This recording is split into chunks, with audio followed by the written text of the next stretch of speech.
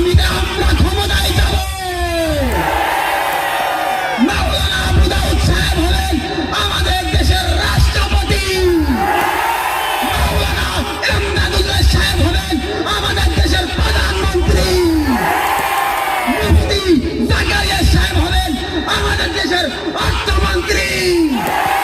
মাওলানা আব্দুল বাতেন সাহেব হলেন আমাদের দেশের খাদ্যমন্ত্রী। মাওলানা রেজাল করিম শিবলি সাহেব হলেন আমাদের আইনমন্ত্রী। আর সংসদ সদস্য হবে আমাদের জামিয়া আরাবিয়া আশরাফুলের আসাতেজা ইকরাম। আর মুজাহিদ বাহিনী হবে আশরাফ ছাত্র কাফেলা।